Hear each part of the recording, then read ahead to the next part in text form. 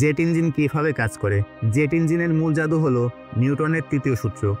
ইঞ্জিনে বাতাস প্রবেশ করে তা সংকুচিত হয় এবং জ্বালানির সঙ্গে মিশে আগুন সৃষ্টি করে।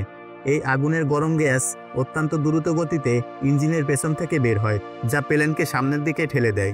জেট ইঞ্জিনের ঘূর্ণায়মান ব্লেড প্রতি মিনিটে 20,000 বার ঘুরতে পারে, যা একটি বুলেটের গতির চেয়েও দ্রুত। আধুনিক জেট ইঞ্জিনে এত শক্তি থাকে যে এটি প্রতি সেকেন্ডে প্রায় 1 টন বাতাস টেনে নিতে পারে।